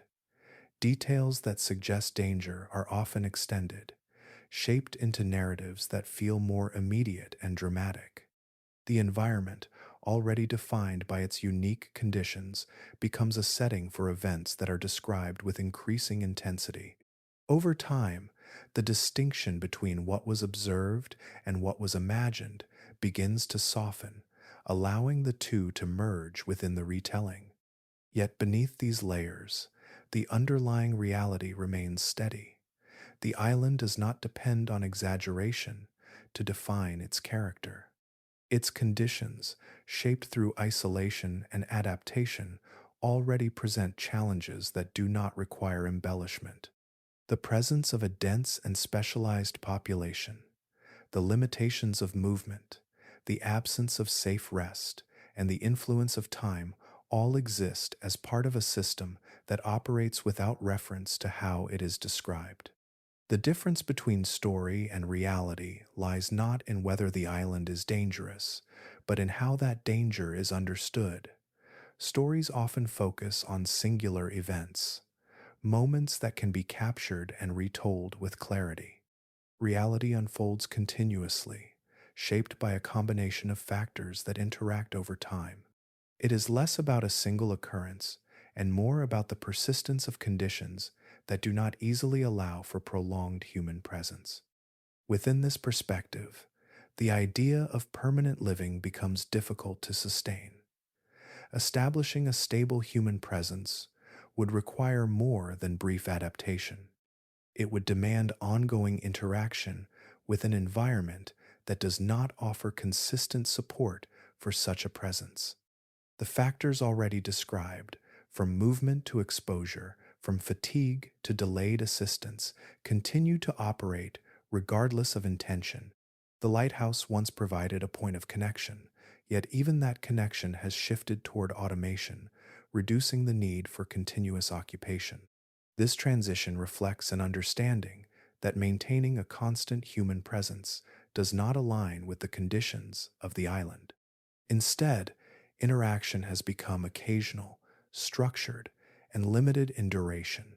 As stories continue to circulate, they carry both the fascination and the uncertainty that often accompany places set apart from daily experience. They offer glimpses, shaped by interpretation, into what the island might be like. At the same time, the reality beneath them remains unchanged, defined not by narrative, but by the steady operation of its environment. In this way, the island exists in two forms, one carried through stories that evolve over time, and one grounded in the conditions that have remained consistent. The distinction between them does not diminish either, but it clarifies the difference between what is imagined and what continues to unfold within the boundaries of this isolated place. Control, when it is established, usually follows a familiar pattern. Resources are identified, structures are built, and systems are introduced to reshape the environment into something predictable and manageable. Over time, presence becomes stable, supported by networks that allow people to remain and expand their influence. On this island, that sequence never fully began. There is little here that draws sustained economic interest. The land does not offer materials that justify continuous extraction, nor does it present conditions suited for agriculture or development. Its size limits expansion, and its isolation adds complexity to any attempt at transport or supply. Without a clear benefit to offset the effort required, the incentive to establish a permanent foothold remains low. Strategically, the island holds a visible position along the coastline, yet its value does not extend beyond what can already be achieved from more accessible locations. Maintaining a presence here would require constant adaptation to conditions that resist stability, while offering no advantage that cannot be secured elsewhere with greater ease. The balance between effort and return remains uneven, discouraging long-term investment. Even if such motivation existed, the practical challenges of building infrastructure would remain. Creating stable structures requires predictable ground conditions and the ability to maintain them over time. Here, the environment complicates both. Movement across the terrain is already uncertain, and any construction would need to account for the constant presence of the system described earlier. Maintenance would not be occasional, but continuous, shaped by the same factors that limit all other activity. Utilities, essential for sustaining human presence, would face similar constraints. Water, power, and communication systems depend on reliable access and upkeep. Establishing these on an island where every movement carries complexity introduces layers of difficulty that extend beyond initial construction. Each system would require ongoing attention, yet the conditions would not allow that attention to be delivered easily or consistently. Settlement, in its full sense, depends not only on structures, but on the ability to live within them over extended periods. It requires rest, routine, and a degree of predictability that allows daily life to unfold without constant adjustment. The island does not provide this foundation. The same challenges that affect short visits become more pronounced over time, making sustained habitation difficult to maintain. As a result, attempts to establish control never progress beyond limited interaction. The island remains outside the patterns that define most human expansion, not because it is entirely inaccessible, but because it does not align with the conditions that support long-term presence. It resists not through force, but through the quiet persistence of factors that cannot be easily altered. This resistance is not absolute, but it is consistent. It shapes decisions before they are fully formed, influencing whether effort is directed toward this place or elsewhere. Over time, the absence of development becomes its own form of outcome, reflecting a balance where the costs of control outweigh any potential benefit. In this way, the island exists without being reshaped to fit human systems. It remains as it has become, defined by its own internal dynamics, while human presence stays limited, brief, and carefully managed. Adaptation in most places unfolds through a gradual exchange. Humans arrive, observe, and begin to adjust what surrounds them, shaping conditions until they align more closely with what is needed for stability. Over time, this process creates environments that feel predictable, where challenges are reduced and systems begin to support continued presence. On this island, that exchange never settles into balance. Human adaptation tends to work outward. Tools, structures, and systems are used to modify landscapes, to create pathways, to establish boundaries that separate what is controlled from what is not. These changes depend on consistency, on the ability to maintain altered conditions across space and time. When that consistency cannot be achieved, the process begins to lose its effectiveness. Here, the environment does not easily accept modification. Attempts to impose structure encounter a system that continues to operate according to its own patterns. The factors already present, from the distribution of life to the limits of movement, do not shift simply because new elements are introduced. Instead, they persist, interacting with those elements in ways that maintain the original conditions. Creating a stable path, for example, would require more than clearing a surface. It would demand continuous upkeep, ensuring that the path remains usable despite the ongoing presence that defines the terrain. This upkeep would need to extend across the entire area of use, not just in isolated sections, and it would need to be sustained over time without interruption. The effort required to maintain such a system begins to exceed what it provides in return. Structures face similar challenges. Building something that remains secure requires not only construction, but maintenance that adapts to the environment's constant interaction. Materials would need to be checked, reinforced, and protected regularly, yet accessing them for such work carries the same complexities as initial construction. The system does not allow for passive stability, where once established, something can simply remain. Scalability becomes the central limitation. Small, temporary adjustments may function for brief periods, allowing limited interaction under controlled conditions. Expanding those adjustments into something broader, something that supports ongoing presence across the island, introduces exponential complexity. Each added element increases the number of interactions that must be managed, and each interaction remains influenced by the same underlying conditions. Because of this, there is no clear point at which adaptation transitions into control.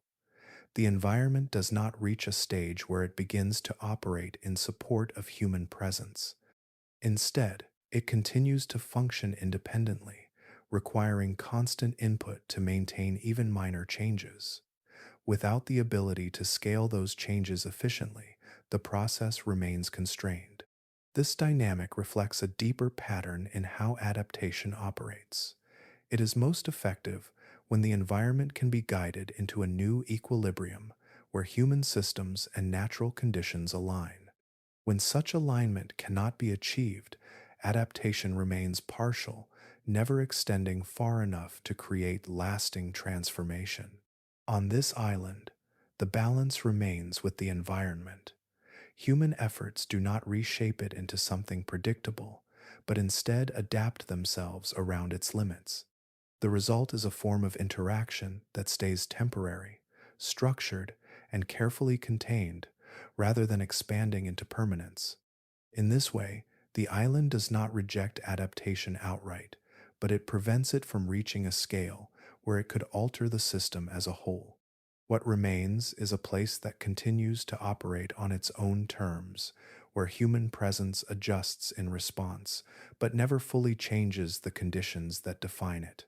In many of the places we call extreme, the difficulty lies in scale rather than unpredictability. Vast deserts stretch outward with little variation, oceans extend beyond sight, and polar regions hold their cold with steady persistence. These environments demand preparation, yet they offer a kind of consistency that allows that preparation to take form. Across a desert, for example, the absence of water and the intensity of heat remain constant features. Travel becomes a matter of managing exposure, carrying resources, and navigating terrain that, while challenging, follows patterns that can be understood. Routes can be planned, distances estimated, and survival strategies refined over time. The conditions do not change with each step, even if they remain demanding. The open ocean presents a different set of challenges shaped by movement rather than stillness. Waves rise and fall, currents shift, and weather moves across the surface, yet these elements follow systems that can be studied and anticipated. Vessels are designed to work within these patterns, and navigation relies on principles that remain stable even when conditions become difficult. Control is not absolute, but it exists within a framework that can be learned and applied. In polar regions, cold dominates the experience. Temperatures remain low, often severely so, and the landscape is defined by ice and wind. Yet even here, consistency allows for adaptation. Equipment is designed to retain heat, structures are built to withstand the climate, and movement is planned according to known conditions. The environment challenges the body, but it does so in ways that can be prepared for with sufficient knowledge and resources. What connects these places is not ease, but predictability.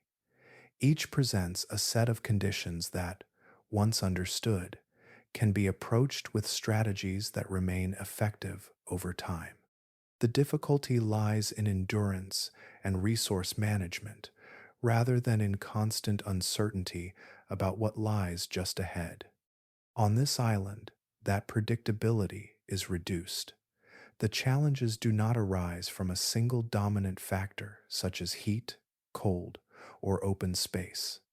Instead, they emerge from a combination of elements that vary across short distances and brief moments.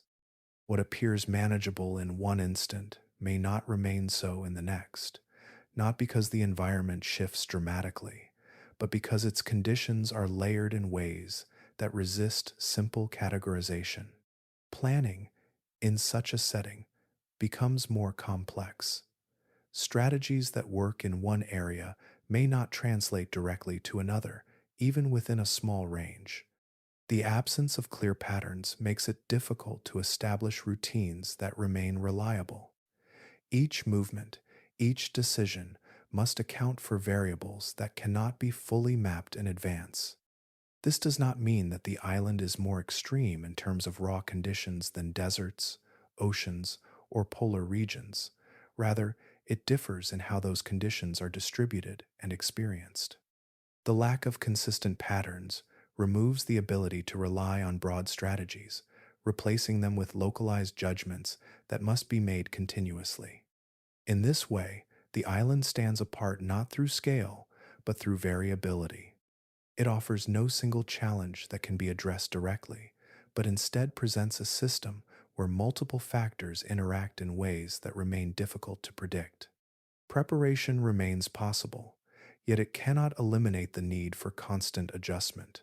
Where other extreme environments allow control to grow through understanding, this place limits that growth, keeping interaction within a narrow range where certainty remains partial, and each step continues to depend on conditions that do not fully reveal themselves in advance.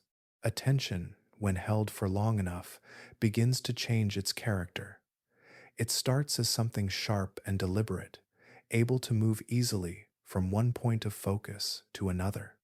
Over time, that sharpness softens, not through a single lapse, but through a gradual shift that affects how information is received and processed. Within this environment, awareness cannot fully relax. Every moment requires a level of observation that extends beyond what is typical in more stable settings. The mind remains engaged with its surroundings, continuously interpreting subtle cues, adjusting to incomplete information, and maintaining readiness for unexpected change. This state is not intense in a sudden or overwhelming way, but steady, persistent, and unbroken. At first, this sustained attention can be maintained with clarity. The mind tracks movement, evaluates surfaces, and aligns actions with what is perceived. Each decision follows from the last, forming a sequence that feels controlled. Yet as time continues, the effort required to sustain this level of engagement begins to accumulate. What was once effortless becomes slightly more demanding, and that demand grows with each passing moment. Mental fatigue does not arrive abruptly. It develops quietly, often unnoticed at its onset. The mind continues to function, yet the precision of its processes begins to shift. Focus narrows in ways that exclude certain details, while other details may receive disproportionate attention. The balance between broad awareness and specific observation becomes harder to maintain, creating small gaps in perception. These gaps influence how decisions are made. Judgments that once felt immediate may take longer to form, or they may rely on assumptions rather than clear interpretation. The mind, seeking efficiency, begins to simplify the information it processes, reducing complexity in order to continue functioning. While this can maintain momentum, it also introduces the possibility of overlooking important elements within the environment. As this pattern continues, errors become more likely, not as a result of carelessness, but as a natural outcome of sustained cognitive effort. Each small lapse may seem insignificant in isolation, yet within a system where precision is constantly required, even minor deviations can carry consequences. The cumulative effect of these lapses creates a gradual shift in how reliably actions align with intention. The presence of constant risk reinforces this process. Knowing that each moment requires attention prevents the mind from fully disengaging, even briefly. Rest, in a cognitive sense, remains incomplete, as awareness must be maintained at a level that supports immediate response. This continuous engagement limits the opportunity for recovery, allowing fatigue to build without interruption. Over time, the relationship between perception and action becomes less stable. The mind continues to interpret its surroundings, but with slightly reduced accuracy. Actions follow, guided by this interpretation, yet they may no longer align as closely with the conditions they are meant to address. The difference remains subtle, yet it grows with duration. Within this setting, the challenge is not simply to remain aware, but to sustain the quality of that awareness over time. The environment does not provide natural pauses that allow attention to reset, nor does it reduce its demands as familiarity increases. Instead, it maintains a consistent level of complexity that must be met continuously. In this way, the psychology of constant risk becomes a process of gradual change. It does not overwhelm the mind in a single moment, but reshapes its function through persistence, guiding it toward a state where maintaining precision becomes increasingly difficult and where small errors emerge as an inevitable part of sustained attention. From above, the island appears orderly, its contours clear, its boundaries well defined against the surrounding water. Aerial views offer coherence, revealing patterns that suggest the possibility of understanding from a distance. Technology extends this view, sending devices across the air that can capture images, measure conditions, and observe without direct contact. Yet this perspective, while valuable, remains incomplete. Drones move through the air with precision, guided by remote control or programmed paths. They can survey large areas quickly, mapping terrain and identifying broad features that might otherwise remain unseen. Their cameras gather detail from above, recording movement and structure across the landscape. In many environments, this capability allows for reduced human presence, replacing direct interaction with observation from a distance. Here, that replacement reaches a limit. The complexity of the ground does not translate fully into what can be seen from above. Layers of vegetation overlap, creating surfaces that conceal as much as they reveal. What appears as a continuous canopy may hide variations beneath it, small changes in terrain, subtle forms of presence that do not register clearly through aerial imaging. The resolution of the image does not always correspond to the resolution required for safe interpretation. Ground level detail remains essential. The difference between a surface that can be approached and one that cannot often lies in elements too small or too obscured to be captured remotely. These details exist within shadows, beneath leaves, along edges that blend into one another. They require a proximity that technology, at least in its current form, cannot fully replicate without introducing its own constraints. The terrain itself interferes with the operation of these tools. Signals that guide drones can weaken or distort when moving through dense growth or uneven structures. Obstacles limit movement, forcing adjustments that reduce coverage or alter the intended path. Even when navigation remains stable, the environment shapes what can be observed, filtering information through layers that obscure direct lines of sight. Sensors, designed to detect heat or movement, offer additional insight, yet they too encounter limitations. The background temperature of the environment can reduce contrast, making it difficult to distinguish between what is active and what is not. Movement may be subtle or infrequent, falling below the threshold of detection. The result is a stream of data that requires interpretation, yet that interpretation is shaped by gaps that cannot be fully closed. Because of this, human presence retains a role that technology cannot entirely replace. Direct observation allows for interpretation that integrates multiple senses, adjusting in real time to conditions that shift moment by moment. The ability to perceive depth, texture, and subtle variation becomes critical in ways that extend beyond what remote systems can provide. At the same time, relying on human presence reintroduces the challenges already described. The very need for direct interaction brings with it the constraints of movement, exposure, and time. Technology reduces some aspects of risk, yet it cannot eliminate the need for engagement at the level where those risks are most present. This creates a balance where neither approach fully resolves the limitations of the other. Drones and remote systems extend reach and provide valuable perspective, yet they leave gaps that require closer examination.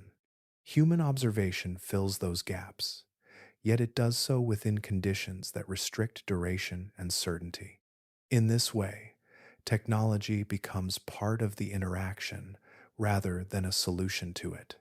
It enhances understanding, yet it does not replace the need to engage with the environment directly, leaving the system intact in its complexity, where every tool, no matter how advanced, remains shaped by the conditions it seeks to observe. There are places where life unfolds without any reference to human presence, where each interaction continues as it has for generations, guided by relationships that formed long before anyone arrived to observe them. This island belongs to that category, not through distance alone, but through the way its system remains complete without the need for anything beyond itself. Within its boundaries, every process is connected to another. Movement, feeding, reproduction, and decline all follow patterns shaped by the conditions that have developed over time. Each element contributes to the balance that exists, not as a static state, but as a continuous exchange that adjusts subtly with each cycle. Nothing within this system operates in isolation, and nothing depends on input from outside to maintain its function. Human presence does not integrate into this structure in the same way. In many environments, people become part of the balance, altering it while also adapting to it. Agriculture reshapes landscapes, Settlements introduce new interactions, and systems emerge that include human activity as one of their components. Here, that integration does not occur. The existing relationships do not expand to include an additional participant. This absence of integration is not a result of rejection in an active sense, but of incompatibility in how the system operates. The patterns that sustain the island are already tightly aligned with the conditions present. Introducing a new element does not create a space for participation, but instead disrupts the existing arrangement. The system continues to function, yet the new presence remains external to its balance. Without a defined role, human activity lacks a place within the ongoing processes. There is no function that requires intervention, no gap that calls for participation. The system does not depend on external maintenance, nor does it benefit from alteration. It exists as a closed loop, where each component supports another without the need for additional input. This creates a form of separation that goes beyond physical boundaries. Even when humans enter the island, their presence does not become part of the system in a lasting way. It remains temporary, observed rather than integrated, influencing little beyond the immediate moment. Once that presence withdraws, the system continues without adjustment, returning to its established patterns. The idea of playing a role implies contribution, a way of fitting into a larger structure where actions have a defined place. On this island, that possibility remains absent. There is no position to occupy, no function to fulfill that aligns with the existing balance. The system does not expand to accommodate new participants, and it does not require them to sustain itself. Over time, this distinction becomes clearer. The island is not simply a place that is difficult to inhabit, but one that operates independently of human involvement. Its processes are complete within their own framework, shaped by factors that do not extend beyond its boundaries. In this way, the island stands as an example of a system that does not include us, not because it is inaccessible, but because it does not depend on our presence to continue. It remains whole within itself, its balance maintained through relationships that exist entirely within its own confines, leaving no space for integration, only for brief observation at its edges. Balance within this island does not announce itself through abundance or scarcity alone. It exists as a narrow alignment between forces that remain closely linked, each influencing the other in ways that are subtle yet continuous. Nothing here expands without limit, and nothing disappears entirely, as long as the relationships that sustain the system remain intact. At the center of this balance lies the interaction between predator and prey. The snakes, shaped by the conditions already described, rely on a food source that arrives in patterns tied to the island's position and environment. Birds passing through, small animals moving within its boundaries, each becomes part of a cycle that supports survival. These interactions are not constant, but they are regular enough to maintain continuity. The availability of prey does not allow unlimited growth. It acts as a regulating force, shaping how many individuals the island can sustain over time. When resources are sufficient, the population remains stable, supported by successful feeding and reproduction.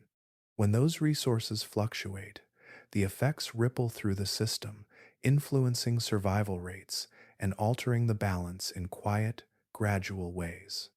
This relationship creates a form of equilibrium that is neither fixed nor chaotic. It adjusts in response to changes within the system, yet it remains within a range that prevents extreme outcomes. The snakes do not multiply without bound, and their numbers do not collapse under normal conditions. Instead, they exist within limits defined by the resources available to them. These limits are not imposed from outside, but arise from within the system itself. Food availability, competition, and environmental conditions all contribute to shaping the population. Each factor interacts with the others, creating a network of influences that guide how the system evolves over time. The result is a balance that is maintained through continuous adjustment rather than static stability. Because this balance is closely tied to specific conditions, it remains sensitive to change.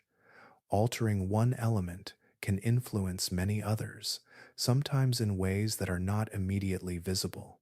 Removing a portion of the population, introducing new species, or changing the availability of resources could shift the equilibrium beyond its current range. Such shifts would not remain isolated, but would extend through the system, affecting multiple layers of interaction. This sensitivity reflects the limited scale of the island.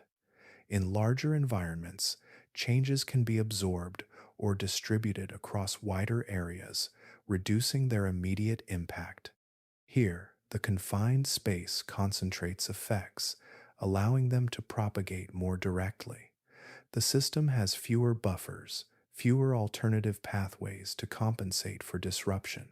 Within this context, stability depends on the continued alignment of existing relationships. The predator prey dynamic must remain intact. Resources must continue to cycle within expected ranges, and the conditions that support these processes must persist.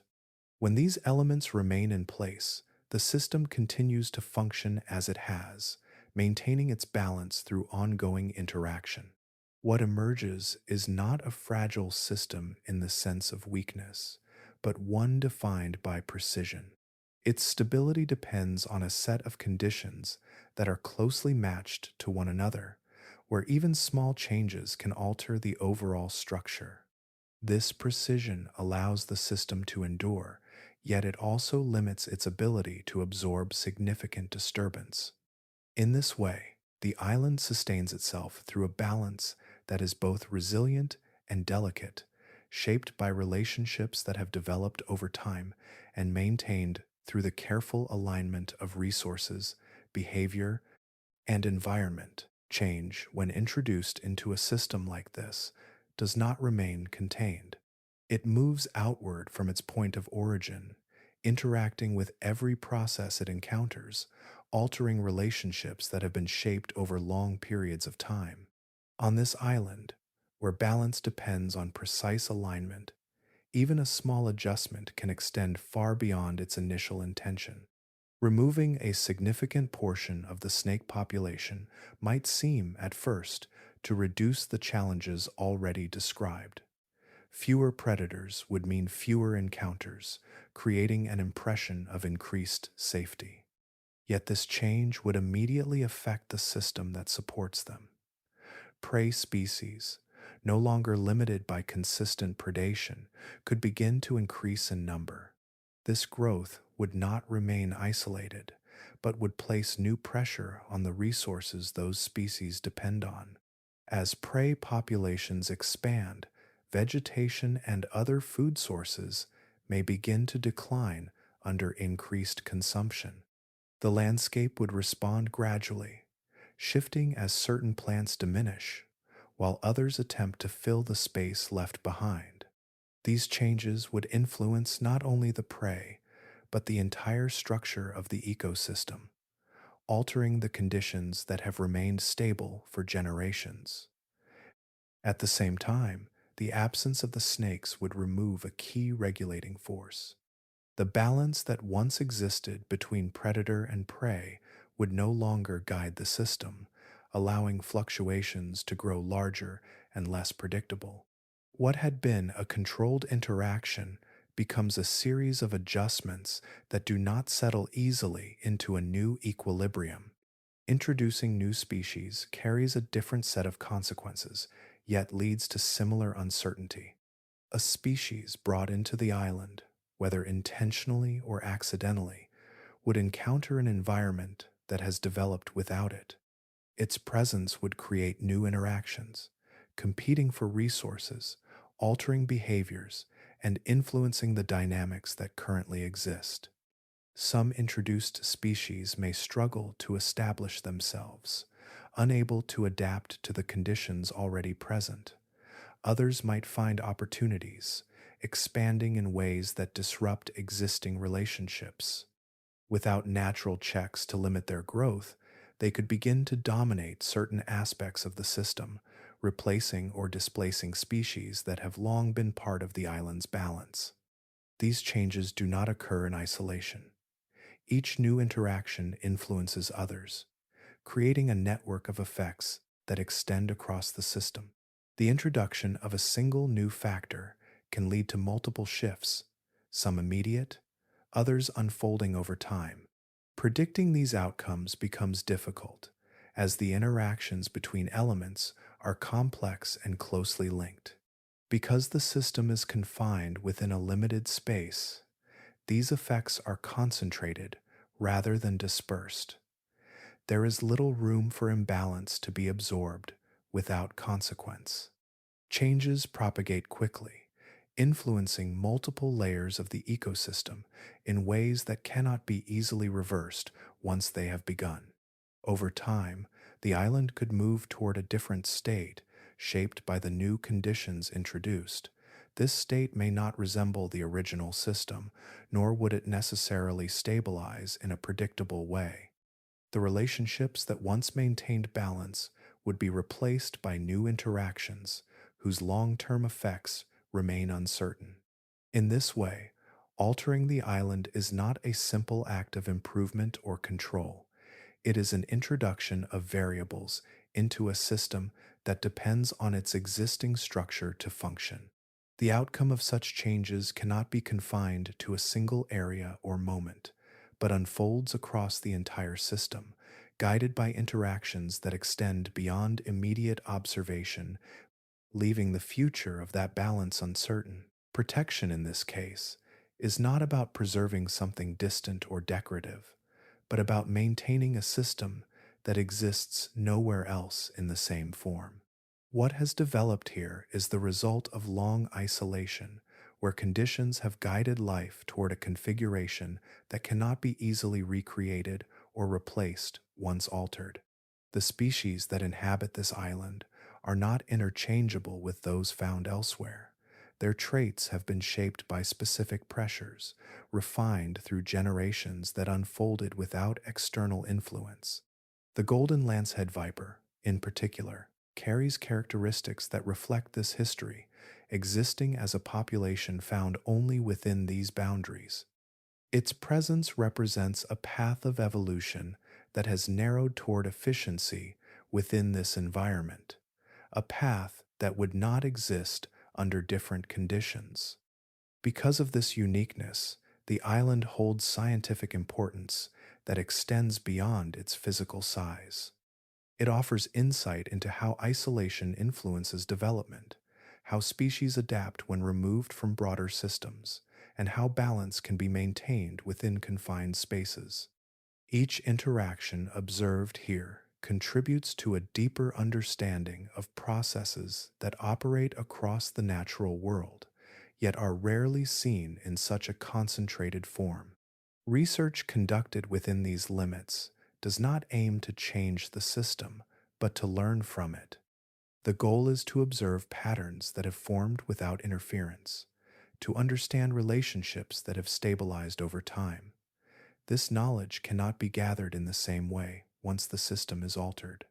Its value lies in its current state, where conditions remain aligned with the processes that created them. Preservation, then, becomes a matter of maintaining those conditions. It involves restricting access, limiting disturbance, and ensuring that the interactions already in place continue without disruption.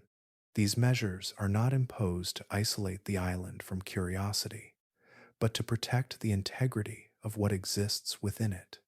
Each decision reflects an understanding that even small changes could influence the balance that has developed. The concept of conservation here differs from restoration or management.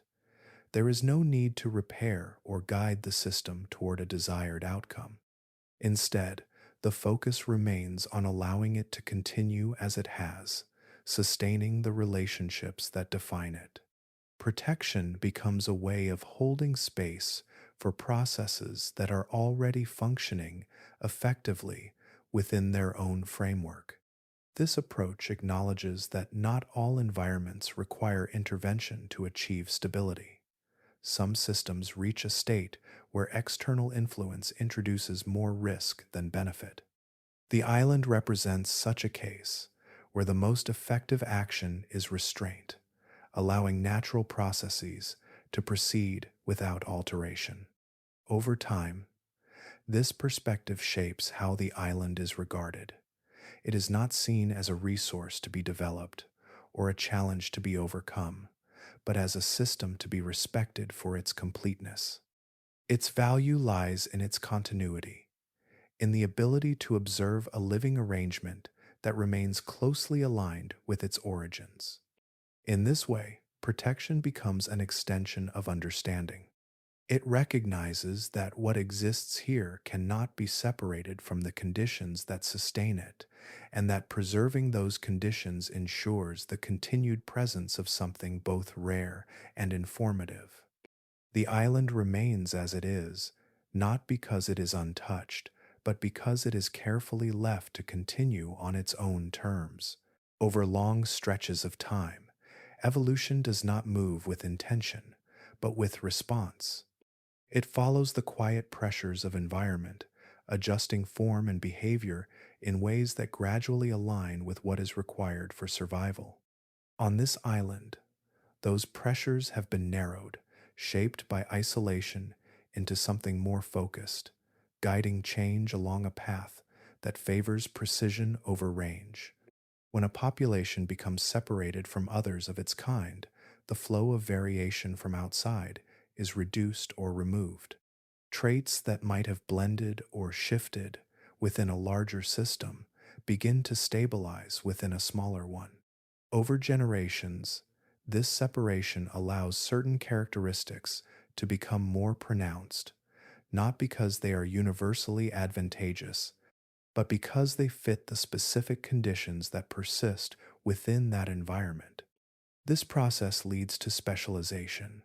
The organisms that remain are those whose traits align closely with the demands placed upon them.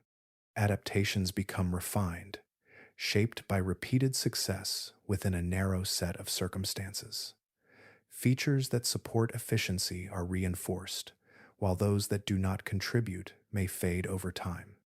Efficiency, in this context, does not imply strength or dominance in a broad sense. It reflects a close match between the organism and its surroundings, where energy is used effectively and actions are aligned with predictable patterns. The ability to detect, to respond, to interact with the environment becomes tuned to the conditions that are encountered most often. At the same time, this refinement comes with a trade. As specialization increases, flexibility can diminish. Traits that are highly effective within one environment may not translate well to another. The organism becomes closely tied to the conditions that shaped it, relying on their continued presence to sustain its way of life. The island illustrates this balance clearly. The species that have developed here exhibit characteristics that are finely adjusted to the rhythms and constraints of their surroundings. Their behaviors, their physical traits, and their interactions all reflect a history of adaptation within a closed system. Each element contributes to a form that is well suited to its context, yet closely bound to it. Survival, then, is not determined by a single trait or advantage, but by the alignment between organism and environment. When that alignment is strong, the system functions with a degree of stability. When conditions change, the same traits that once supported survival may become less effective, requiring further adjustment or leading to decline. This perspective shifts how evolution is understood. It is not a progression toward a fixed goal, but a continuous process of fitting and refitting, shaped by the conditions that exist at any given time. The outcomes are not universal, but specific, reflecting the unique combination of factors present within each environment. On this island, isolation has narrowed those factors, creating a setting where evolution has followed a more concentrated path. The result is a collection of organisms that embody the principles of specialization, where efficiency is favored and survival is closely linked to the environment that sustains it. In observing this, a broader pattern becomes visible. Wherever isolation occurs, similar processes can unfold, leading to forms of life that are distinct, shaped by the conditions that define their existence.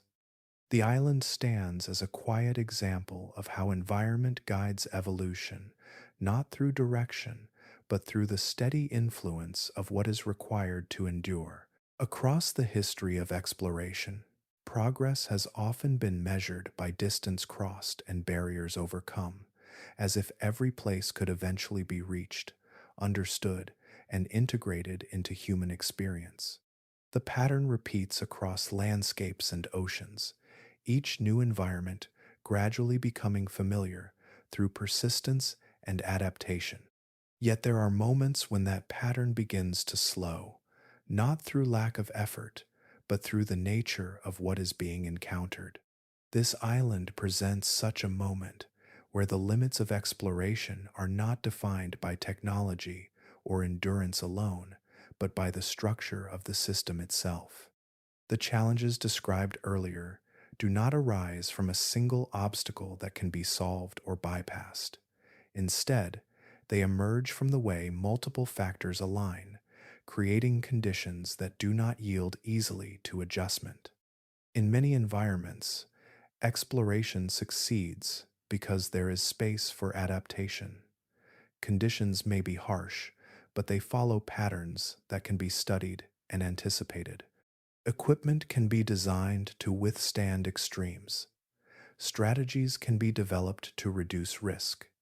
And over time, a degree of control becomes possible.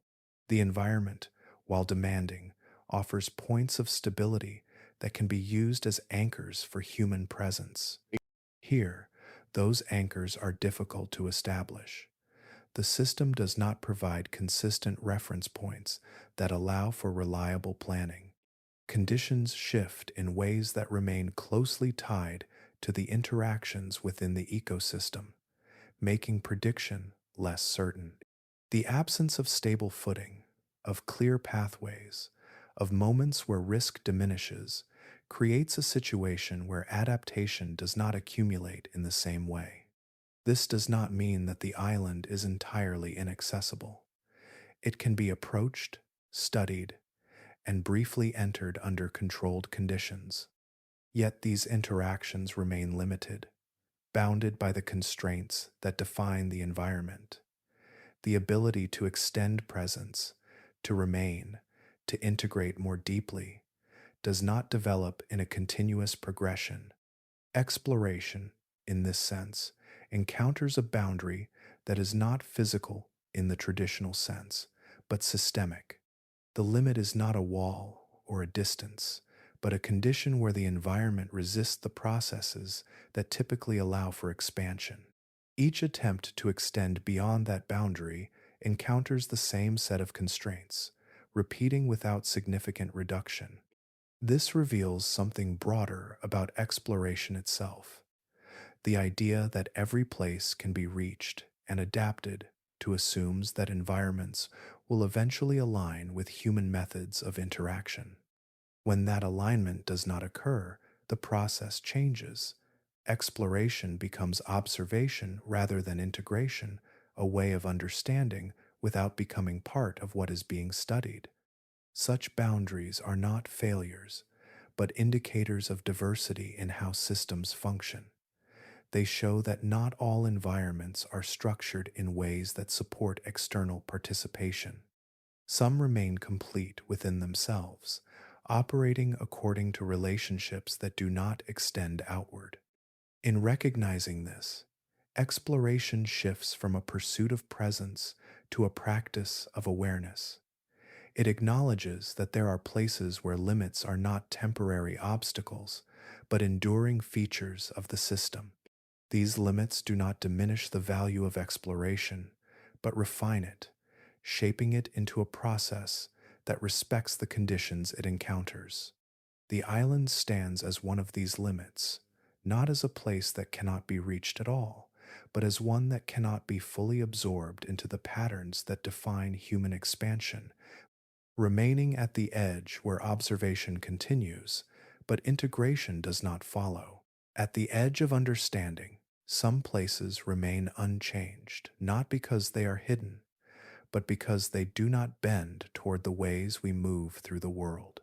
This island has revealed itself slowly, not through sudden moments, but through the steady removal of assumptions that usually accompany exploration. Each step taken within its boundaries has carried less certainty than the one before, until the familiar patterns that guide movement begin to fade. What becomes clear is not simply the presence of danger, but the absence of reliability. The systems that support human activity elsewhere begin to lose their stability here. Movement no longer follows predictable paths, each step detached from assurance. Rest offers no consistent refuge, the idea of pause becoming uncertain within an environment that does not provide clear separation between activity and stillness. Time, too, shifts in its role. Instead of offering space for adjustment or recovery, it becomes a factor that gradually narrows the margin for error. The longer one remains, the more conditions accumulate, each influencing the next. Fatigue, attention, and decision making begin to interact in ways that do not resolve easily, creating a progression where effort does not necessarily lead to control. Recovery, which in many environments restores balance, loses its reliability. The expectation that conditions will stabilize after a moment of strain does not hold in the same way. Instead, the system continues without pause, maintaining its own rhythm regardless of external presence.